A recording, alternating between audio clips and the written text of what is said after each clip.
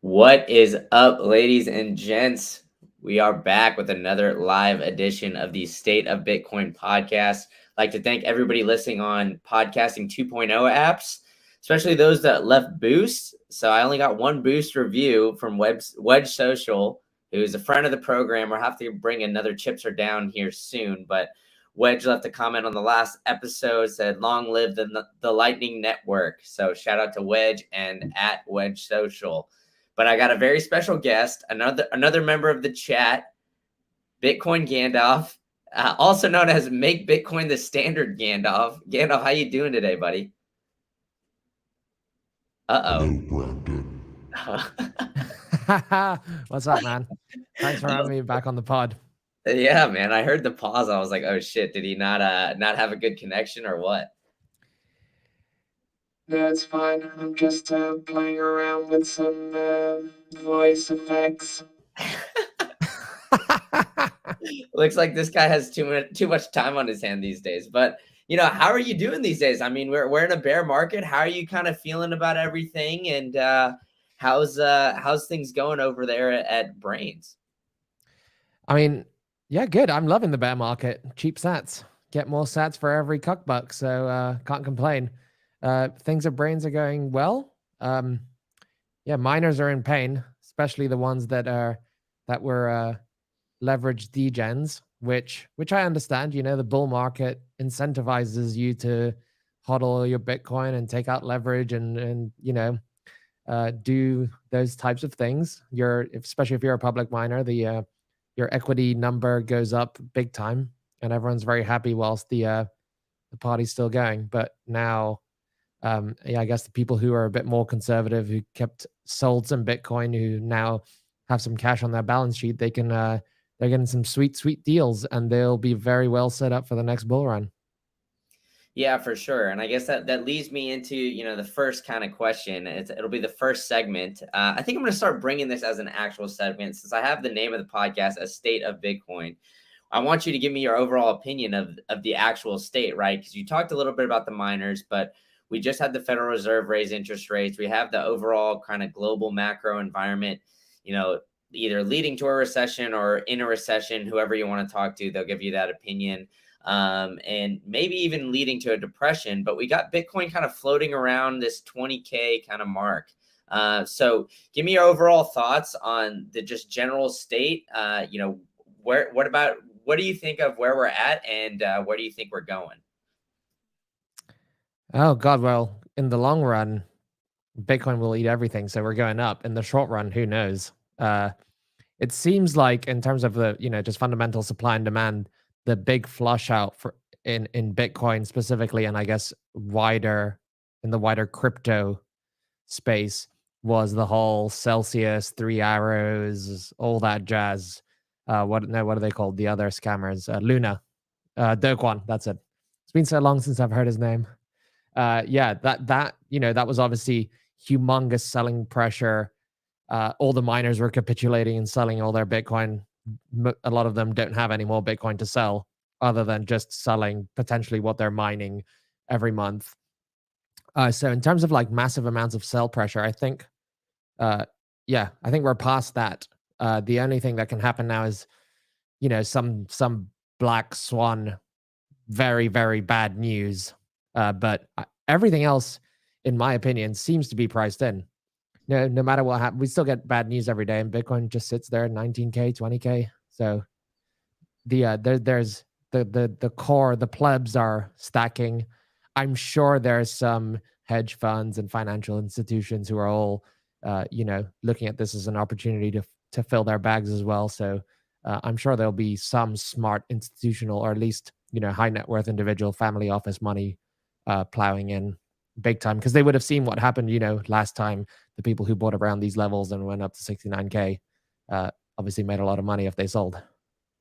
Yeah, no, exactly. And I couldn't agree more with you there. I think, just from where Bitcoin's been floating around, and it hasn't really taken a huge dip since it dropped down to around the 20K mark.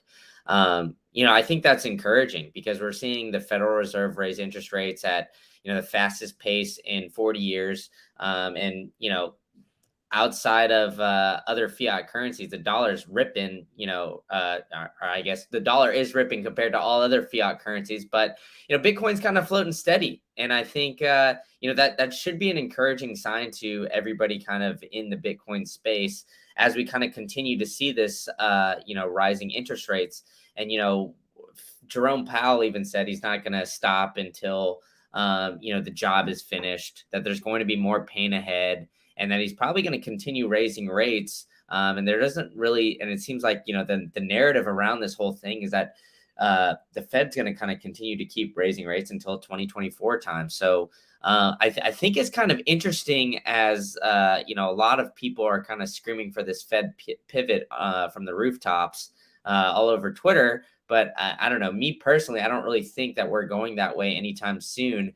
Obviously you don't have a crystal ball. You're just Gandalf, right? So what do you kind of see of this playing out? Are you kind of in the camp of the Fed's going to pivot eventually? Or do you think, enough people are going to, you think that the Fed is going to continue to kind of raise rates and keep doubling down on what they've been saying? For now, they'll keep raising.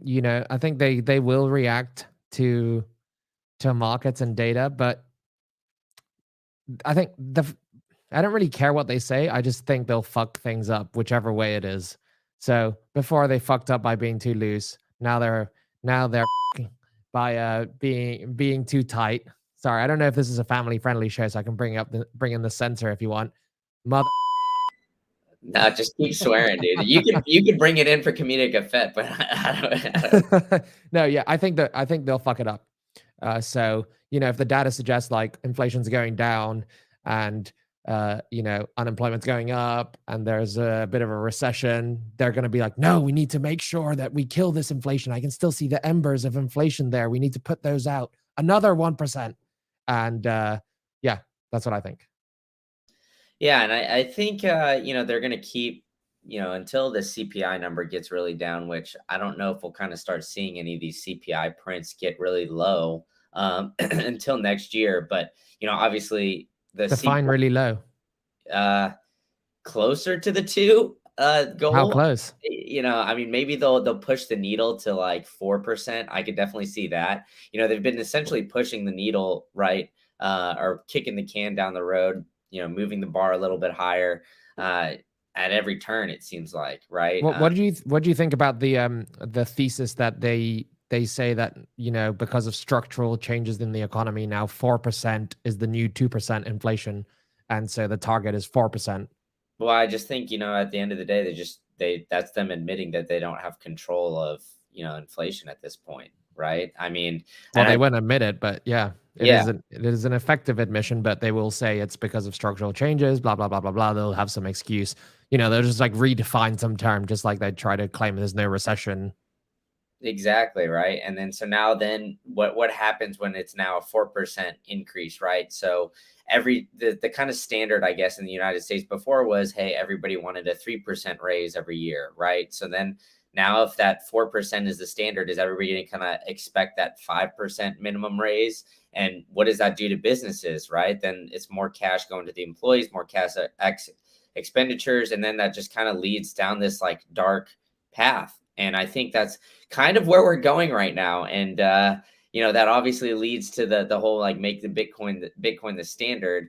But I mean, I've seen a bunch of different theses around, making Bitcoin backed or making the US dollar Bitcoin backed, or, maybe going to some kind of standard along that lines. Like, where do you think, I guess, the path forward is for all of this? I mean, obviously it seems like the end of fiat currencies is going to be kind of bloody for some countries. And, obviously some who have jumped on it a little bit quicker will probably prosper in the end. But, what do you see a clear path for how this is going to go, or a path, I guess, that you wish that we go down?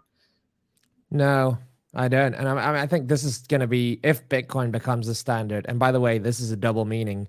I do mean make Bitcoin the standard, as in I want it to be the base money of the world. But I also mean in the sense that get rid of sats and make sats Bitcoin. I don't know if you saw that today on Twitter. Half joking, half, I don't really care, but it's just a bit of fun. But it'd be interesting to just get rid of the divisibility and call sats Bitcoin and have no divisibility. Yeah, It's we were kind of like a going little back. stock split. Yeah, we were kind of going back and forth on that on Twitter, and I kind of like the word sats. So, I mean, I want to hear why you think we should just keep it as Bitcoin opposed to like denominating, I don't know, one millionth of a Bitcoin as a sat or a Satoshi. Because we want to, if we want Bitcoin to be the base money of the world, people need to adopt it and use it. And you're already dealing with like people who don't know what Bitcoin is or understand what Bitcoin is. Maybe they've heard the word Bitcoin. If you then bring like another thing, oh, it's a sat, it's 100 millionth of a bit. Like it's a lot to wrap your head around. And then even within Bitcoin users, some people denominate in Bitcoin, so 0.0045. Other people are saying 450,000 Satoshis. You have to still like converge on, if somebody tells you, okay, 0.0045, and your app is in sats, so then you have to figure out how much is that in sats. Okay. Or if it's just like, give me 10 million Bitcoin. Yes. Okay, here you go. I don't need to like convert from 0.01 to sats, or if is it 100 sats? Is that a bit? Like, no, just Bitcoin. So just kind of denominate, I guess, in Satoshis and just kind of keep it that way then, huh? Like get rid of Calling it Bitcoin. getting I rid don't of think. Yeah, I don't think you change the name. If you change the name, I don't think sats have caught on more than bits. So changing from sats to bits is just changing the name and making things more difficult for no reason. Uh, Having no divisibility, just making Bitcoin the smallest unit, making Bitcoin the most divisible unit, you eliminate all the rest of it, and it's just there's no 100 million sats as one Bitcoin. It's just there's Bitcoins, and there's 2.1 quadrillion of them. Yeah, I mean, I see the point, and just anecdotally, I went on a date with this girl, and I was kind of showing her Bitcoin or something or other. She asked about what a green candle was, so I pulled up the Bitcoin chart, and I was just kind of saying that, and she's like, "Oh, one share of a Bitcoin is like $20,000." I was like, "Well, kind of," and then it kind of led to like the longer rabbit hole where it's like, you have to buy or you can buy up to like 5 cents of one or something like that. Yeah. And but it like from somebody coming from that perspective, right? If we were to say, all right, well, one share of Bitcoin or like one sat slash Bitcoin is whatever it is right now, like 2 cents or a hundredth of 2 cents or something like that. Yeah, it's like a fraction of cents. Yeah, that would mean it would make more sense. It would be easier to kind of denominate or not denominate to explain, right? Because I think like a big argument or a big roadblock for a lot of people that come in is like, well, I'll never get to a full Bitcoin because it's $20,000, and I just don't have $20,000. Yeah. They need to buy a full one initially, but hey, I can buy 100,000 for whatever it is, like $20. Like, oh shit, that's Yeah, not. well, people do this with shitcoins, right? They're like, why would I buy 0.0001 Bitcoin when I can buy 2 million Doge for the same amount of fiat currency? And then I have 2 million Doge versus having, literally less than zero of a Bitcoin. Yeah. Sorry, zero, but less than one, but like 0.00001 Bitcoin, which Yeah. is like, No, but I get what you're saying, and I think that would kind of help. So maybe you're turning me on this. Maybe I'll come around that train, and I think and like then that would how kind many of. people say, oh, one Bitcoin? They don't know you can buy a fraction of a Bitcoin. So you're already getting into like, oh, there's fractions of a Bitcoin. And they think, oh, it's too expensive to buy a Bitcoin. I don't have 40,000 or 20,000 or whatever. But if it's like, well, you don't have to say you can buy a fraction of a Bitcoin. You can say you can buy a Bitcoin. It's only 0.0002 cents or whatever. Yeah, Don't and even know how you would buy a Bitcoin at this point. You would have to do it. You'd have to do it like in the Hong Kong stock market, shares are sold in lots of like 400 shares or 200 shares or whatever. So if you buy less than a lot, you're normally getting a worse price because it's like an odd number of shares because people just trade in lots. So you could just sell Bitcoin in lots. yeah, there But you go. yeah, anyway, it's not. Yeah, the it's just a bit of shit post thing, but I also think it makes a bit of sense. But to everyone can adopt and call Bitcoin whatever they want, really. Yeah, but I also think it'll help with orange pilling people, honestly, because I mean, like I just kind of said in that one example that I had was like, then it kind of leads to a little bit deeper of a conversation. And like, especially with the initial conversation, when you go in, the kind of like, I guess the more layers you peel back into it, I guess the more intimidated I feel like people get. Right. So if you say like, well, every time they answer a question, if you have to kind of go into like a deep explanation about it, well, if you just say like, one Satoshi is now one Bitcoin, and that's like two, I don't know, whatever it is right now, less than a cent. That kind of like leaves out that one question and that one, I guess, roadblock that people run into where it's like, well, I can't afford, one full Bitcoin at 20K. So I think you're kind of onto something there. I've seen tweets from people saying, well, normies are going to think that Bitcoin went down from 20K and now it costs a fraction of a cent. But most normies don't know how much Bitcoin costs in the first place. This is ridiculous. Oh my God. Oh, that laugh is good. I think you should hold on to that one. That's the megaphone. Hello? Hello? How many rumblers have you had before this? Not enough. None. I just got home from work like an hour and a bit ago. I've had no rumblers. Well, we are in the 14th year of Bitcoin's history, so we can maybe still change some things because we've got a long ways to go, to say the least. But there's been a lot of. Sorry, I was going to say we don't realize how much of an echo chamber we live in on Bitcoin Twitter. I mean, sometimes I'm slapped by reality.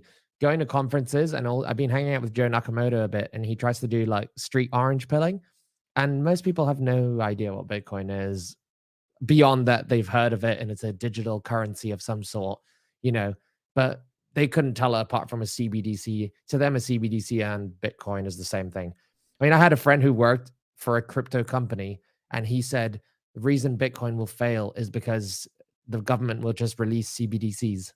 So he just equated Bitcoin to a CBDC, which is completely missing the point of Bitcoin, right? But yeah, and this is somebody who worked for a cryptocurrency company. Yeah, and I mean, I think there's a lot of, I mean, there's like we've kind of said, I mean, a lot of people don't really understand it, and even with like people that are in crypto, they get bored with Bitcoin. I had one guy who came up to me and they're like, "Oh, like you're into crypto or something like that," because they heard I have this podcast and whatnot. And I'm like, "Well, not into crypto. I'm into Bitcoin." They're like, "Well, what's the use case for Bitcoin?" And I was like, digital payments. They're like, "Well, that doesn't really do it for me." Because it wasn't sexy enough for him, and I'm just like, I love when people, I saw a tweet the other day. It's like, oh, Bitcoin won't make it because there's just not enough utility for it or something. It's like, is money not enough utility for you? Like, you need it to do some somersaults as well, sing you a song. Yeah, it doesn't make any sense to me. I mean, I feel like there's beauty in like the simplicity, and there's beauty in like, the one use case. And I think like that's where money's the most utile thing in the world. You can do literally anything with it. You can turn money into anything. Well, 100%, right? It's the most useful thing in the world. Medium of exchange. So, I mean, it's just like, it's something where it's like, all right, well, I need this thing to do X, Y, and Z. And then I think a lot of people kind of gotten into the shitcoin craze where it's like, okay, well, Bitcoin goes up 10X. These shitcoins go up 100X. But they don't realize like, hey, well, when Bitcoin in the market crashes, it goes down 100X or 200 or 400 or 500X, whereas like Bitcoin doesn't really go down as much. And that's where they kind of run into. And so I think this bear market has kind of turned some shitcoiners into maybe Bitcoin maxis, but we'll see. I mean, I think there's always going to be some sort of route for shitcoins. I mean, especially with like 100% entry. But I think like as long as people like to gamble, there will be shitcoins. The best description for crypto exchanges that have a bunch of tokens on them is literally they are shitcoin casinos. People are going on there and they're gambling. They're hoping that if they buy Shiba Dogelon, it'll go up 10,000% and they'll make some money. Just like they hope that if they go and put $10 on Black 8 on roulette, they'll get 36 times back, and then they maybe can have a free dinner or something, or afford half of their rent or whatever. Yeah, no, 100%. And I think that's going to kind of continue, unfortunately. But I think, Bitcoin's getting a lot more publicity as it is, right? I mean, the famous line on Bitcoin Twitter, there's no Bitcoin CEO, Bitcoin doesn't have a marketing team, et cetera, et cetera. But I mean, I don't know if you saw the clip kind of going around Bitcoin Twitter, but Bukele went on Tucker Carlson, and whether you're a Fox News guy or not, Tucker Carlson right now is the most watched news program in the country, or at least the United States. And Bukele essentially went on there and just absolutely tore apart the American government in front of 1 million Americans. And a lot of it was around the debasement of the fiat currency and how the fiat currency system is essentially tearing apart all of these big cities. And he said himself in a quote that I live in a third world country of El Salvador, but some of these cities in the United States that used to be big and prosperous look worse than a lot of the cities in El Salvador.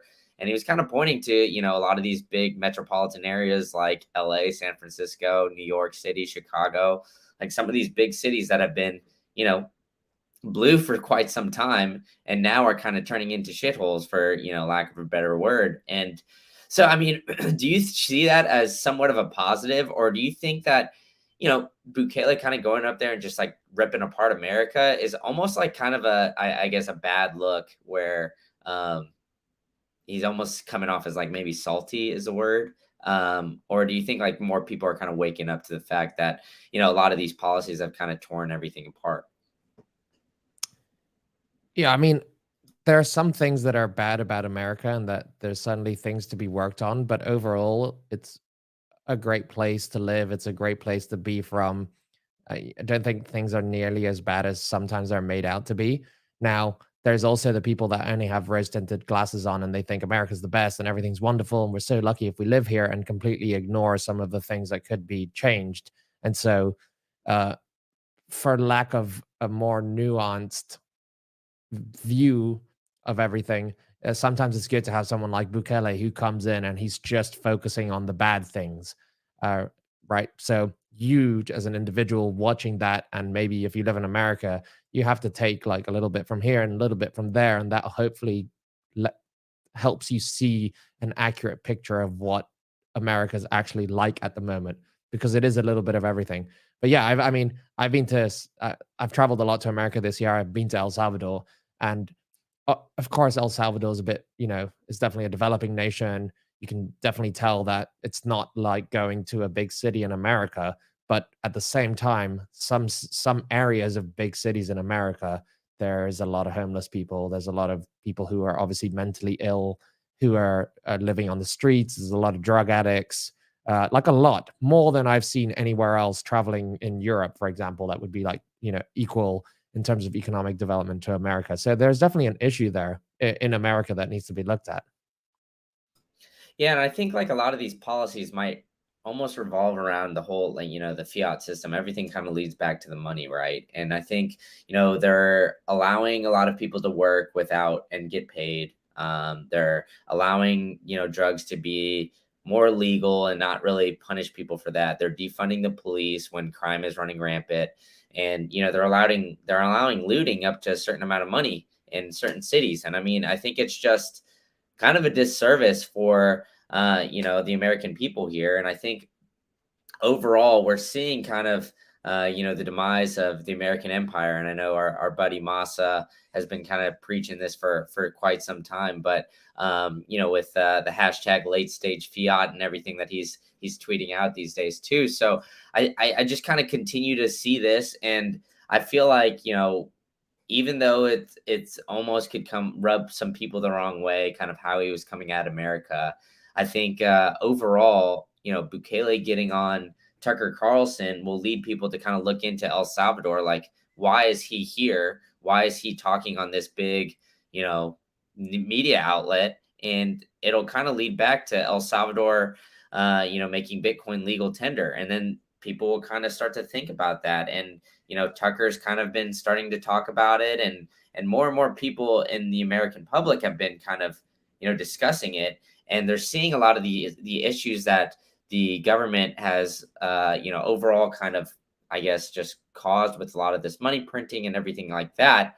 And a lot of the policies in place. And so I think people are just kind of looking for a change or a different outlet. And so I think that's obviously it's not the whole reason why Bitcoin's floating around 20K, but I think a lot more people are kind of flocking towards Bitcoin because of that and trying to find an alternative to the US dollar. And I think, obviously it'll bring some people to shitcoins, but it's bringing more people to Bitcoin than I think we think. And maybe it's just me in the echo chamber too, and just kind of being hopeful, but I think like we're kind of on the right path and we're starting to see that uptick where it's in the news more often and more people are kind of coming towards it. Do you kind Yeah. of think that way, or do you think like, do you have the I guess the opposite point of view of me?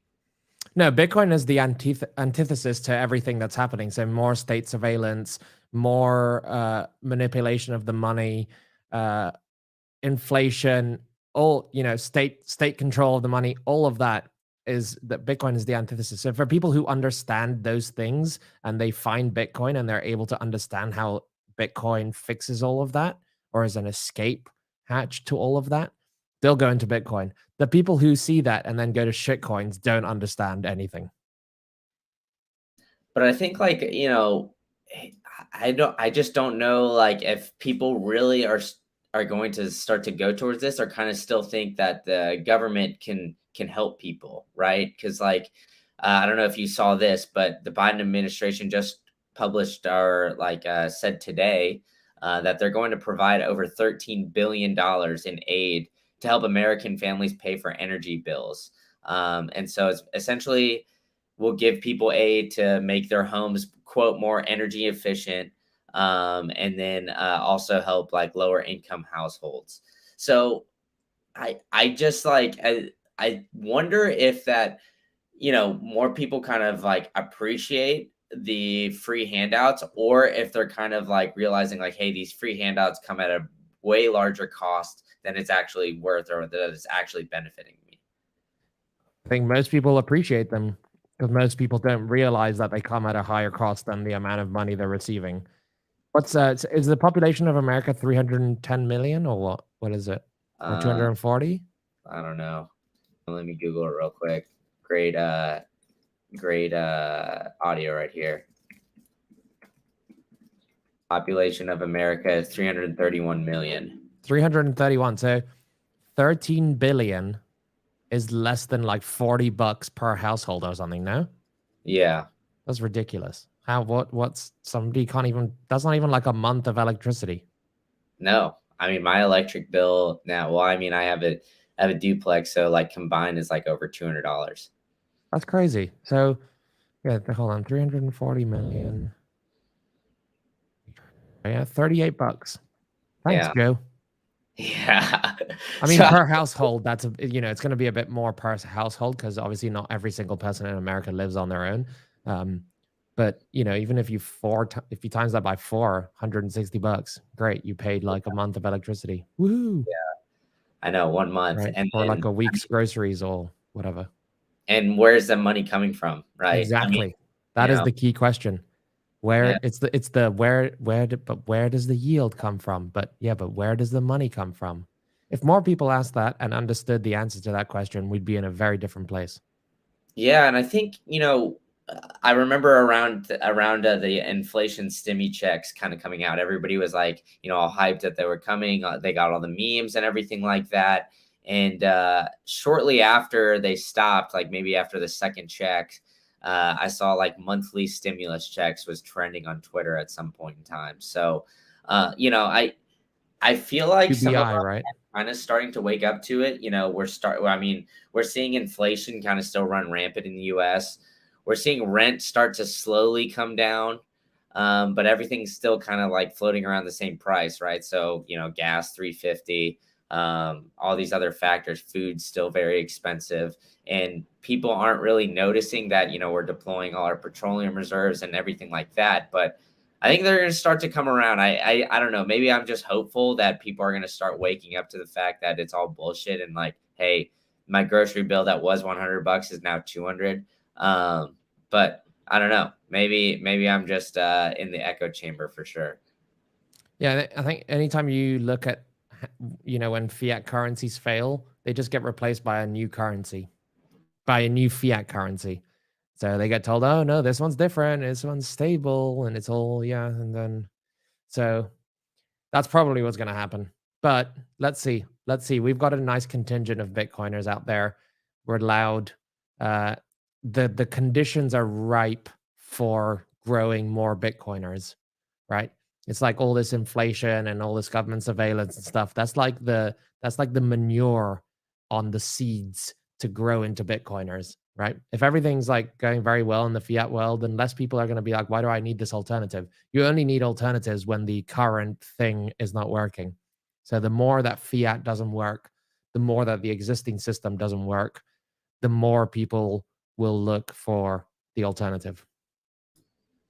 Yeah, and I think you said one thing that caught my attention there is that we're loud, and I think the loudest place that Bitcoiners are is on Twitter, right? And so we've had this huge news, obviously, with Elon purchasing Twitter and the deal kind of actually like finally going through. I feel like he purchased it or made the offer like a year ago or so, but it's probably been less time. It just seems It was like May or something now, or like later than May. yeah, but it seems like it's been like an ongoing saga for quite some time. But Elon first walked into Twitter HQ holding a kitchen sink. Then now he's firing 50% of the 50% of the staff, ending the work from home policy, charging people $8 a month for verification per month for Twitter Blue and that check mark. And seemingly, it seems like it's starting to end censorship. So, I mean, what do you think, I guess, the initial reaction? Because we're seeing a lot of people crying about it, and we're seeing a lot of people jumping for joy about it. So obviously there's probably somewhere in the middle where most people lie, but it seems like there's definitely a polarizing start to Twitter, to say the least. Yeah, I thought it was funny that everyone thought that just because he took over from day one, suddenly all these like policies have changed and whatever. Like these people have obviously never run a company. You can't just come in and on day one because it's a new owner or something, suddenly everything changes.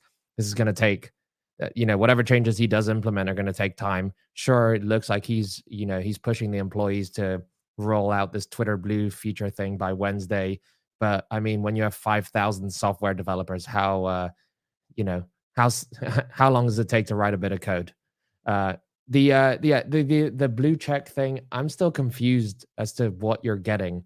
I don't care about the blue check itself, like having the tick next to my name, but are we getting like less ads? Are we getting no ads? Are we getting? I like the I wish I could get Twitter Blue features where I live now. So if he's releasing that worldwide, but I think bundling too many things into this one $8 thing, uh, is not good, because some people might want the Twitter Blue features, the longer video, the ability to edit, but they don't care about a check mark and they don't care about ads. So I would figure out a way to break it up, or maybe have 3 tiers of membership. Just like most things, you have like a budget package that gets you a few things. Then you have like probably the best value for money package that gets you most things for a reasonable amount. And then you have the like super power user that's like, more expensive but gets you everything. Yeah, and I think it's kind of funny too. Like, I mean, we had AOC tweeting about Oh God. Twitter Blue and everything like that. She was essentially saying like, don't give this billionaire all of your money for $8 a month and all this and that. And I mean, it just seems like it just doesn't make sense to me. I mean, like, it's been a free app for all this time. If you want extra features, you should pay for it. And I think like the extra features are essentially just like less ads to no ads. And then I Or think not. I mean, he could, if he made Twitter better with features, maybe more people would use it, and then he could sell more advertising and make money that way. It's just different business models. He's choosing to go the paid subscription route. Fine. But he could also just make Twitter fucking awesome, such that we all spend all of our day on there making great content. There's more eyeballs on there, and then he can go and take that to advertisers and sell more ads. But yeah, I guess having direct, if he's getting subscriptions, or if he's charging users for subscriptions, then he has a direct relationship with those people, and he's not at the behest of advertisers so much. He knows already he's, generally a popular-ish figure, or popular enough that he can get enough people to go on Twitter, pay for Twitter, and have Twitter be a place where people can pretty much say whatever they want and they'll stick around. Whereas like advertisers are already pulling out because of whatever woke reasons. Like I've Yeah. seen GM is pulled out of advertising on Twitter. Some other huge marketing company that like handles big blue chip brands marketing, they said they're pausing Twitter advertising or spending on Twitter advertising. There was another company. So then in those cases, it's good to have a direct relationship with your users.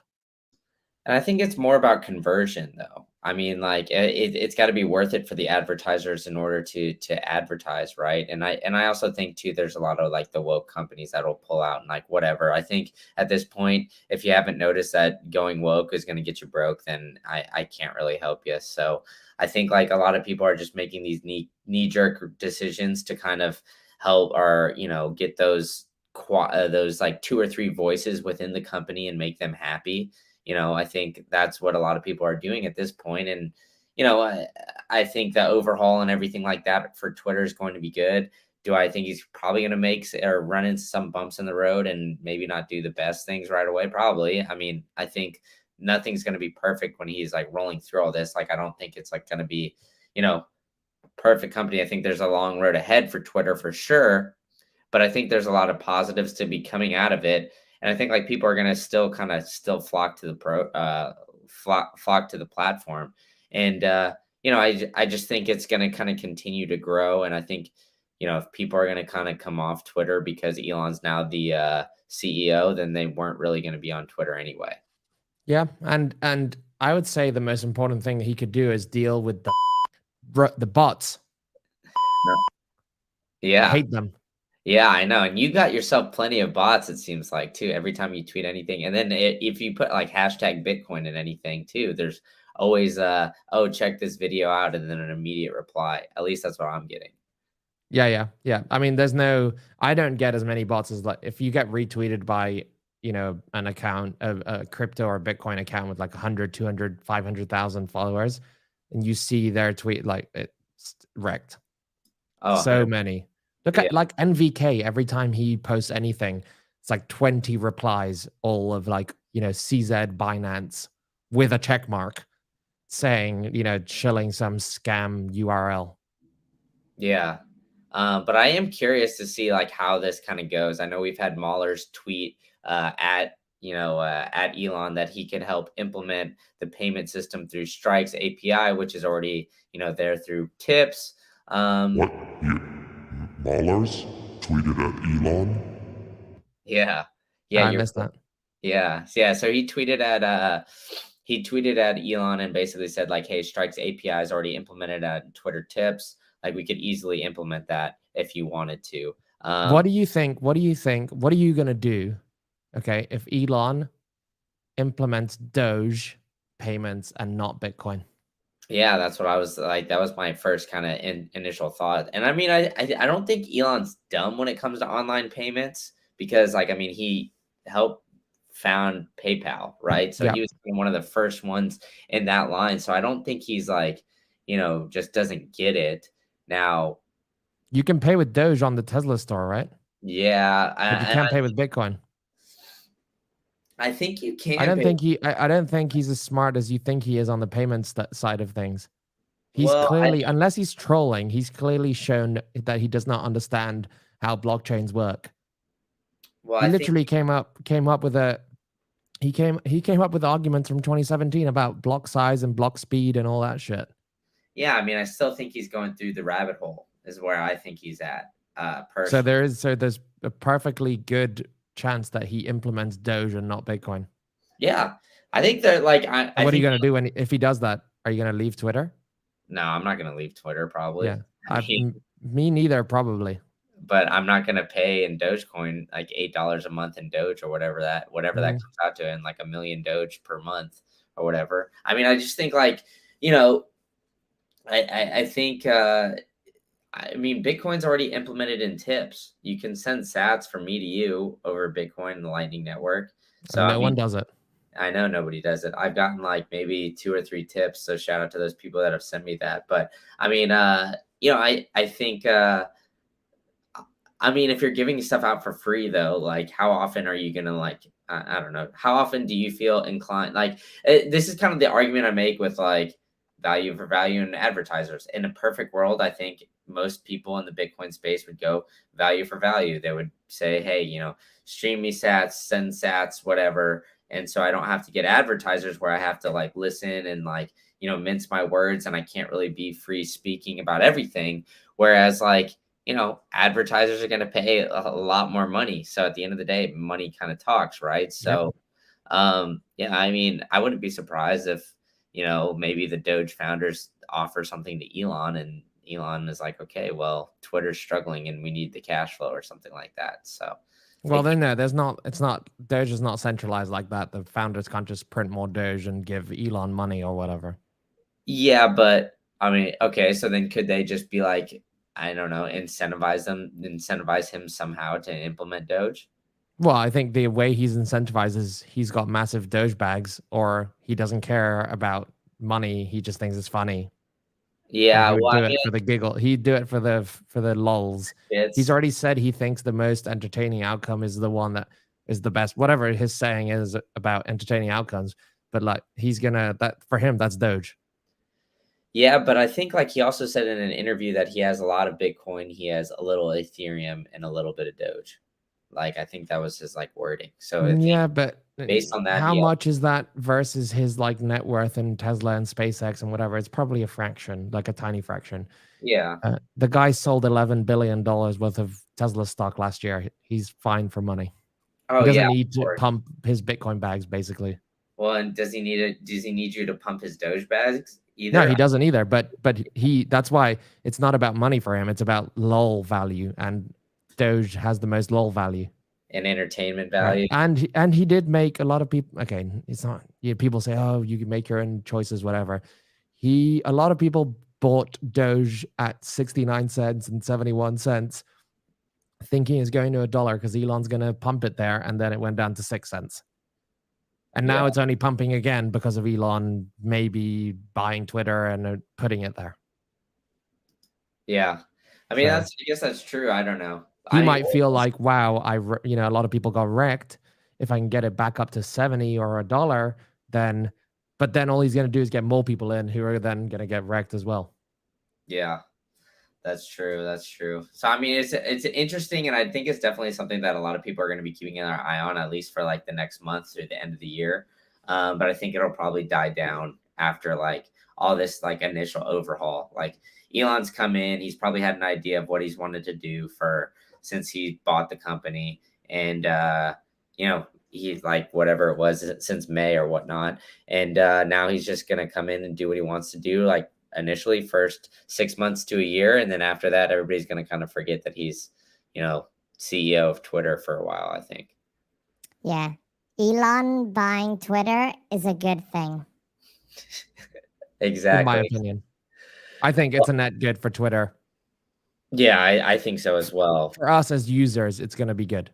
Yeah, no, definitely. But, let's bring it back to Bitcoin. So we kind of talked about this at the beginning of the show, but I want to talk about it. I talked about it a little bit with Joey as well, as the whole miner capitulation.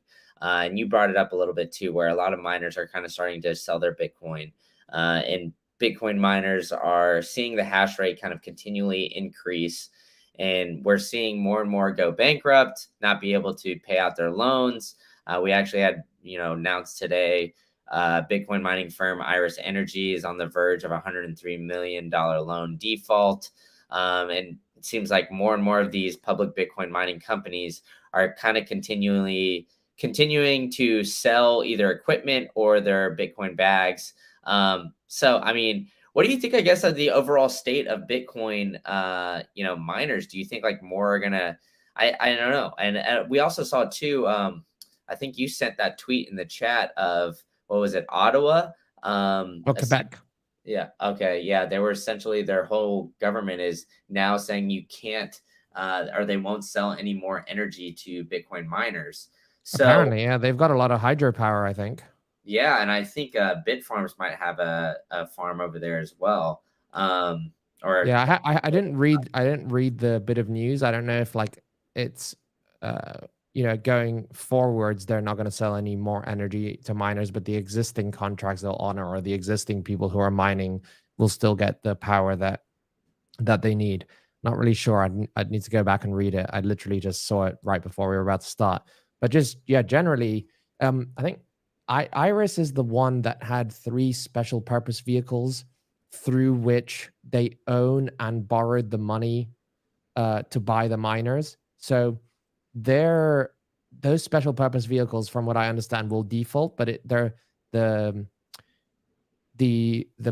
company, I think it's NIDIG, the company that loaned them the money using the machines as collateral, only has claim to the machines and no other assets of Iris Energy.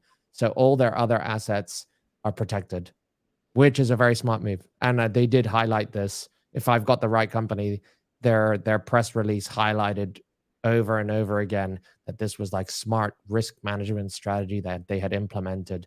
Because now I think if figures were, there's $7 million of principal and interest payments a month on the machines, but they're only mining $2 million worth of Bitcoin per month.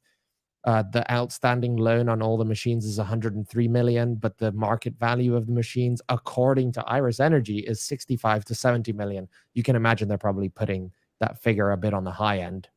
Yeah. So yeah, price is down, difficulty's up, and hash rate obviously is up. So and add to that much higher power costs. So any miners that didn't have fixed energy price agreements are wrecked. Every single one of the factors that squeeze your margin are all happening at the same time.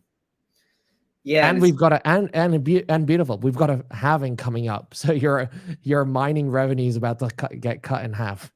Yeah, and that mining revenue is, or that halving's in the next like year and a half or so. So Yeah, I mean, we've got 78,000 blocks left or something. So, yeah. So it's a bit over a year. I think yeah, it's like May 24. yeah, which is insane. So I mean, I don't know. That's my biggest worry for all of this. And I think obviously, we've seen the kind of pattern these 4-year cycles have, where every 4 years, right before the halving, it starts to creep up, and the price starts to accelerate. And then obviously after the halving, you usually see the run ups, and that's when you see the beautiful bull market, everybody kind of hopping in, FOMOing. But we also see these downturns. So I'm kind of hoping that more miners figure out how to deal with these halving periods and the kind of the volatility of Bitcoin. And I think obviously the volatility is going to kind of go down over time, but Oh, we frozen? Brandon.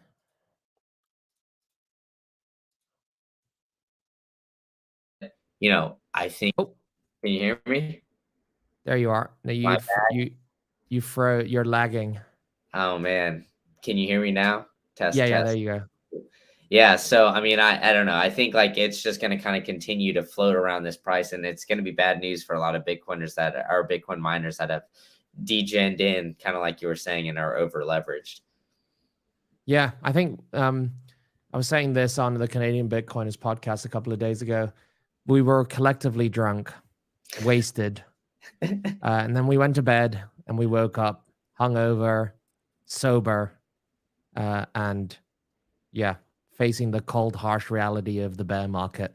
Yeah, and you woke up hungover, looking at your phone in a lot of regret, right? So all those drunk. What did I say last night? What did I do? Oh God, I 10x leverage bought Bitcoin. Yeah, exactly, exactly. All on the It's high. like I spent $3,000 on a table at 11. Hey, I think if you spent 3,000 only at 11, that's probably not a bad night. That place is Right. expensive as fuck. So yeah, but yeah, we'll wrap it up on that note. So Gandalf, I really appreciate your time and coming in and filling in last minute. So why don't you tell everybody what where they can find you, what all you got going on? Yeah, best place to find me is on Twitter, and I normally talk about everything there, what I've got going on. So just find me on Twitter. I'm at BTC Gandalf, and give me a follow and say hey. Have you frozen again? Okay, perfect. So I don't know. Can you hear me now? Oh, there you are. There you are. Yeah. There we go. Thanks for having me, mate. I appreciate it. Of course, of course. I apologize for the technical difficulties, but it's always a pleasure to have you on, and we'll have you on again, I'm sure, in the near future. So thanks, buddy. Peace.